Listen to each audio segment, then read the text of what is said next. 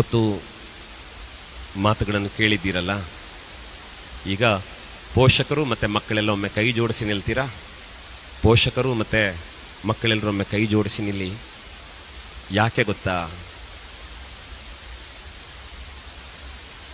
ನಮ್ಮ ಮನೆಯ ಮಗು, ನನ್ನ ಮಗ, ನನ್ನ ಮಗಳು ಅಂತ ಅವಳನ್ನು ತಿದ್ದಿ ತೀಡುವುದಕ್ಕೆ, ಅವಳನ್ನು ನೋಡಿಕೊಳ್ಳುವುದಕ್ಕೆ ನಿಮ್ಮ ಮನೆಯಲ್ಲಿ ನೀವಿದ್ದೀರಿ. ಆದರೆ ನಿಮ್ಮ ಮನೆಯ ಅಂಗಳವನ್ನು ದಾಟಿ ಶಾಲೆಗೆ ಕಳಿಸಿಕೊಟ್ಟ ಮೇಲೆ ನೀವು ಕೊಟ್ಟ ಪ್ರೀತಿಯನ್ನೇ ಈ ಶಾಲೆಯಲ್ಲಿ ಕೊಟ್ಟು ನಿಮ್ಮ ಮಕ್ಕಳನ್ನು ನೋಡಿಕೊಂಡಂಥವರು ಈ ಶಾಲೆಯ ಎಲ್ಲ ಶಿಕ್ಷಕರು ಮತ್ತು ಶಿಕ್ಷಕಿಯರು. ಅದರ ಜೊತೆಗೆ ಶಾಲೆಯಲ್ಲೇನಾದರೂ ಪುಟ್ಟ ವ್ಯತ್ಯಾಸಗಳು ನಡೆದಾಗ ಟೀಚರಿಗೆ ಬೈಯುವಂಥವ್ರು ಅನೇಕರಿದ್ದಾರೆ, ಮಾಸ್ಟಿಗೆ ಬೈಯುವಂಥವ್ರು ಅನೇಕರಿರ್ತಾರೆ. ಒಂದನ್ನು ಅರ್ಥ ಮಾಡಿಕೊಳ್ಳಬೇಕು, ಈ ಶಾಲೆಯ ಈ ವೇದಿಕೆಯ ಮೇಲೆ ಯಾರು ಒಬ್ಬಾಕೆ ಶಿಕ್ಷಕಿ ಬಂದು ನಿಂತಿದ್ದಾಳಲ್ಲ, ಆ ಶಿಕ್ಷಕಿ ಕಡು ಬಡತನದ ಮನೆಯಿಂದ ಬಂದಿರ್ತಾಳೆ. ಅವರಪ್ಪ ಎಲ್ಲೆಲ್ಲೋ ಕೂಲಿ ನಾಲಿ ಮಾಡಿ ತನ್ನ ಮಗಳನ್ನು ಓದಿಸಿ ಒಬ್ಬಳು ಟೀಚರ್ ಆಗಿ 4 ಮಕ್ಕಳಿಗೆ ಪಾಠ ಮಾಡಿದ್ರೆ ನನ್ನ ಜನ್ಮ ಸಾರ್ಥಕ ಅಂತ ಯೋಚನೆ ಮಾಡಿದ ಒಬ್ಬ ಅಪ್ಪನ ತ್ಯಾಗದ ಫಲವಾಗಿ ಒಬ್ಬಾಕೆ ಶಿಕ್ಷಕಿಯಾಗಿ ವೇದಿಕೆಯ ಮೇಲೆ ಇರ್ತಾರೆ. ತನಗೆ ಹಾಕ್ಕೊಳ್ಳಿಕ್ಕೆ ಒಳ್ಳೆ ಬಟ್ಟೆ ಬರೆ ಬಂಗಾರ ಯಾವುದೂ ಇಲ್ಲದೆ ಇದ್ದರೂ ಕೂಡ ಅಲ್ಲಿಲ್ಲೋ ಕೆಲಸ ಮಾಡಿ ಮಗಳಿಗೊಂದು ಸೀರೆ ತೆಗೆದುಕೊಟ್ಟು ನನ್ನ ಮಗಳು ಓದ್ತಿದ್ದಾಳೆ, ಡಿಗ್ರಿ ಮಾಡ್ತಿದ್ದಾಳೆ, ಅವಳು TCH ಮಾಡ್ತಿದ್ದಾಳೆ, ಇನ್ನೇನೋ ಮಾಡ್ತಿದ್ದಾಳೆ ಅಂತ ಅವಳು ಶಿಕ್ಷಕಿಯಾಗಿ ಆಗುವ ಕನಸು ಹೊತ್ತು ಸಾಗುವಾಗ ಅವಳಿಗೊಂದು ಸೀರೆ ಕಷ್ಟಪಟ್ಟು ತಂದುಕೊಟ್ಟ, ಅವಳ ಕಾಲಿಗೊಂದು ಗೆಜ್ಜೆಯನ್ನು ಇಷ್ಟಪಟ್ಟು ತಂದುಕೊಟ್ಟ ಒಬ್ಬ ಅಮ್ಮನ ಮಗಳು ಈ ವೇದಿಕೆಯಲ್ಲಿ ಟೀಚರ್ ಆಗಿ ನಿಮ್ಮ ಮಕ್ಕಳಿಗೆ ಪಾಠ ಮಾಡ್ತಾರೆ. ಅದು ಇಂಥ ಸಂಸ್ಥೆಗಳಲ್ಲಿ ದುಡಿಯುವಂಥವರು ದೊಡ್ಡ ಆರ್ಥಿಕವಾದ ಫಲಾಪೇಕ್ಷೆಯ ನಿರೀಕ್ಷೆಯಲ್ಲಿ ಇರುವುದಿಲ್ಲ. ಸಿಕ್ಕಿದ್ರಲ್ಲಿ ಸಂತೃಪ್ತಿಪಟ್ಟು ಈ ಜಗತ್ತಿಗೆ, ಈ ನಾಡಿಗೆ ಆದರ್ಶಪ್ರಾಯರಾದ ಮಕ್ಕಳನ್ನು ಕೊಡಬೇಕು ಅನ್ನೋ ಶಿಕ್ಷಕರು ಇವತ್ತು ವೇದಿಕೆಯಲ್ಲಿದ್ದಾರೆ. ಬಂಧುಗಳೇ, ನಿಮ್ಮ ಮನಸ್ಸಲ್ಲಿ ನೀವು ಸಂಕಲ್ಪ ಮಾಡಿ, ನಮ್ಮ ಮಕ್ಕಳಿಗೆ ಇಷ್ಟು ವರ್ಷ ಶಿಕ್ಷಣ ಕೊಟ್ಟಿದ್ದೀರಿ, ನನ್ನ ಮಗುವಿಗೆ ಒಂದು ಭವಿಷ್ಯವಾದ ದೊಡ್ಡ ಕಲ್ಪನೆಯನ್ನು ಕಟ್ಟಿಕೊಟ್ಟಿದ್ದೀರಿ, ನನ್ನ ಮಗುವಿನ ಬದುಕಿಗೆ ಉಜ್ವಲತೆಯ ಬೆಳಕನ್ನು ಹರಿಸಿದ ಪುಣ್ಯಾತ್ಮರು ನೀವಿದ್ದೀರಿ, ನಿಮಗೆ ಧನ್ಯವಾದ ಅಂತ ಒಮ್ಮೆ ಮನಪೂರ್ವಕ ಈ ಶಿಕ್ಷಕ ವೃಂದಕ್ಕೆ ನೀವು ಕೃತಜ್ಞತೆಯನ್ನು ಹೇಳಬೇಕು. 10ನೇ ಕ್ಲಾಸು ಬಿಟ್ಟು ಹೊರಟಿದ್ದೀರಿ ಮಕ್ಕಳೇ, ನಾಳದ್ದು ಪರೀಕ್ಷೆ ಬರ್ತದೆ, ಆಮೇಲೆ ನಿಮ್ಮ ಶಾಲೆ ಬೇರೆ.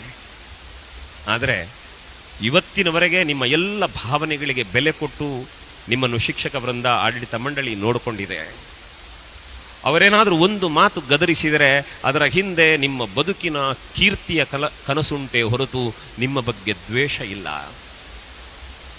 ಮುಂಬರುವ ಪರೀಕ್ಷೆಯನ್ನು ಒಳ್ಳೆ ರೀತಿಯಲ್ಲಿ ಬರೆಯಿರಿ. ಪ್ರಾಮಾಣಿಕವಾದ ಪ್ರಯತ್ನ ನಮ್ಮದು. ಫಲ ಕೊಡುವುದಕ್ಕೆ ಭಗವಂತನಿದ್ದಾನೆ. ಸೋಲು ಗೆಲುವು ಬದುಕಿನಲ್ಲಿ ಇದ್ದದ್ದೇ. ಬದುಕಿನಲ್ಲಿ ಧೈರ್ಯ ಕೆಡಬೇಡಿ. ಈ ಶಾಲೆ ಬಿಟ್ಟು ಹೊರಟು ನಿಂತ ಮೇಲೆ ಅಲ್ಲಿಂದ ಮುಂದಕ್ಕೆ ಜೀವನ ಪೂರ್ತಿ ನಿಮಗೆ ಯಾರೆಲ್ಲ ಪಾಠ ಮಾಡಿದ್ದಾರಲ್ಲ ಅವರ ನೆನಪನ್ನು ಮಾತ್ರ ಯಾವತ್ತೂ ಕಳ್ಕೊಳ್ಳಬೇಡಿ. ಅವರು ನಿಮ್ಮ ಮನಸ್ಸಿನಲ್ಲಿ ಯಾವತ್ತೂ ಅವರಿಗೊಂದು ಜಾಗ ಕೊಡಿ. ವಿಶೇಷವಾಗಿ ಹೆಣ್ಮಕ್ಕಳು ಪ್ರಬುದ್ಧರಾಗಿದ್ದೀರಿ ಮಕ್ಕಳೇ. ಆಗಾಗ ಬಂದಾಗ ವಯೋಸಹಜವಾದ ಅನಾರೋಗ್ಯ, ದೈಹಿಕ ಸಮಸ್ಯೆಗಳು ನಿಮ್ಮನ್ನು ಕಾಡುತ್ತವೆ. ಆವಾಗ ಅದನ್ನು ಹೇಳ್ಕೊಳ್ಳಿಕ್ಕೆ ಶಾಲೆಯಲ್ಲಿ ನಿಮ್ಮ ಅಮ್ಮ ಇರಲಿಲ್ಲ, ನಿಮ್ಮ ಅಮ್ಮನ ಜಾಗದಲ್ಲಿ ಶಿಕ್ಷಕಿಯರೆಲ್ಲ ಇದ್ರಲ್ಲ, ನಿಮ್ಮನ್ನು ತಲೆನೇವರಿಸಿ ಬೆನ್ನು ತಟ್ಟಿ ಧೈರ್ಯ ಹೇಳಿ ನಿಮ್ಮನ್ನು ನೋಡಿಕೊಂಡ್ರಲ್ಲ, ಅವರಿಗೆಲ್ಲ ಕೃತಜ್ಞತೆ ಹೇಳಿ. ಬಂಧುಗಳೇ, ಇಷ್ಟೇ ಹೇಳಬಲ್ಲೆ. ಅಪ್ಪ ಅಮ್ಮ ನೀವು ಮಕ್ಕಳ ಜೊತೆ ನಿಂತಿದ್ದೀರಿ. ನಾಳೆ ನಿಮ್ಮ ಮಗು ಬೆಳೆದು ನಿಂತಾಗ, ಅವ ಜಗತ್ತಿನ ಆಸ್ತಿಯಾಗಿ ಬೆಳೆದಾಗ ಜಗತ್ತು ಸಂಭ್ರಮಿಸ್ತದೆ.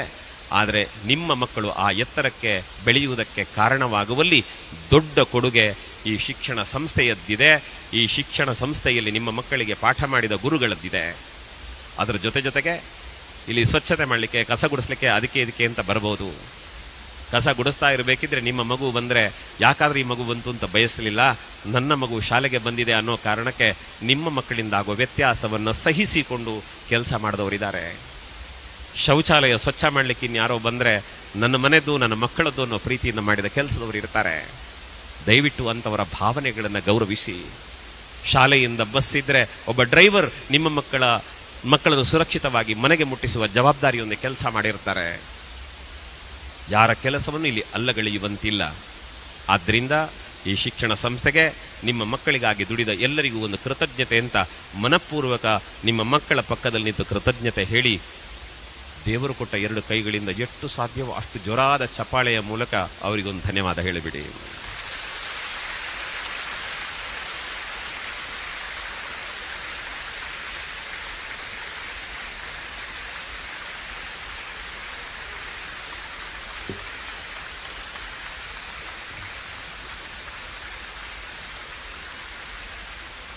ಸಂತೋಷ ಆಯಿತು. ಮಕ್ಕಳೇ, ವೈಯಕ್ತಿಕವಾಗಿ ಈ ಶಾಲೆಗೆ ಮತ್ತು ನಿಮ್ಮೆಲ್ಲರಿಗೂ ವೈಯಕ್ತಿಕವಾಗಿ ನಾನು ಧನ್ಯವಾದ ಹೇಳ್ತೇನೆ. ಯಾಕೆ ಅಂತಂದರೆ, ಆವತ್ತೊಂದು ದಿನ ಹೀಗೆ ಮಾತಾಡ್ಲಿಕ್ಕೆ ಹೊರಟಾಗ ಯಾರೋ ಹೇಳಿದ್ರು, ಪೌರೋಹಿತ್ಯ ಮಾಡೋ ಇವನಿಗೆ ಭಾಷಣ ಯಾಕೆ ಅಂತ ಕೇಳಿದ್ರು. ಪೌರೋಹಿತ್ಯ ಮಾಡೋ ಇವನಿಗೆ ಭಾಷಣ ಯಾಕೆ ಅಂತ ಕೇಳಿದ್ರು. ಆದರೆ ನಿಮ್ಮಂತಹ ಸಾವಿರಾರು ಮಕ್ಕಳ ಜೊತೆ ಮಾತನಾಡಿ ನೀವು ಮನಪರಿವರ್ತನೆಗೊಂಡು ನಿಮ್ಮ ಅಪ್ಪ ಅಮ್ಮನ ಜೊತೆಗೆ ಸಂತೋಷವಾಗಿದ್ದದನ್ನು ನೋಡಿ ದೇವರ ಪೂಜೆಗೂ ಈ ಕಾರ್ಯಕ್ರಮಕ್ಕೂ ವ್ಯತ್ಯಾಸ ಇಲ್ಲ ಅನ್ನುವ ಭಾವನೆಯಿಂದ ನನ್ನ ಕರ್ತವ್ಯವನ್ನು ನಾನು ನಿರ್ವಹಿಸ್ತಾ ಬಂದಿದ್ದೇನೆ.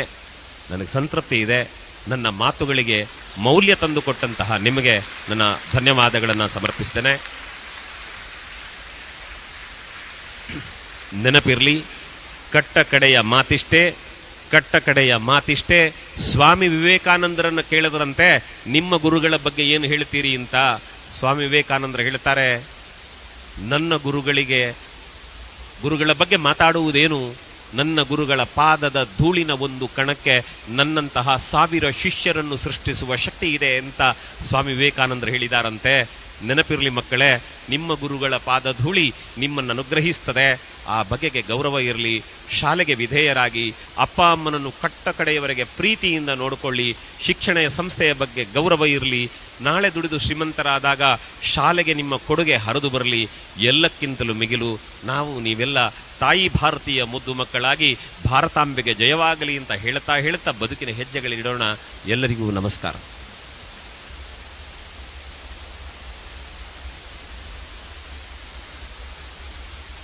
ಸೌಂಡ್ ಸಿಸ್ಟಮ್ನವರು ಒಳ್ಳೆ ರೀತಿಯ ಮೈಕ್ ಇಟ್ಟದ್ರಿಂದ ನಮ್ಮ ಮಾತು ನಿಮಗೆ, ನಿಮ್ಮ ಅಭಿಪ್ರಾಯಗಳು ನಮಗೆ ಕೇಳಿಸ್ಕೊಂಡಿದ್ದಾವೆ. ಅವರಿಗೊಂದು ಚಪ್ಪಾಳೆ ಕೊಟ್ಟು ಧನ್ಯವಾದ ಹೇಳಿ. ಯಾಕೆಂದರೆ ದುಡಿಯುವವನಿಗೆ ಅವನವನ ಉದ್ಯೋಗ ದೇವರು. ಒಳ್ಳೆ ಕೆಲಸ ಮಾಡಿದ್ದಾರೆ, ಶುಭವಾಗಲಿ. ಜೊತೆಗೆ ಈ ನೆನಪುಗಳನ್ನು ಇನ್ನು ಮಾಧ್ಯಮಗಳಲ್ಲಿ ಅಲ್ಲಲ್ಲಿ ಕಟ್ಟಿಕೊಳ್ಳುವುದಕ್ಕೆ ವಿಡಿಯೋಗ್ರಾಫರ್, ಫೋಟೋಗ್ರಾಫರ್ ನಮ್ಮ ಜೊತೆ ಕೆಲಸ ಮಾಡಿದ್ದಾರೆ. ಅವರಿಗೆ ಒಳ್ಳೆಯದಾಗಲಿ ಅನ್ನುವ ಹಾರೈಕೆ ಇರಲಿ. ಎಲ್ಲರ ಬಾಂಧವ್ಯ ಚಿರಾಯುವಾಗಲಿ. ನಮಸ್ಕಾರ.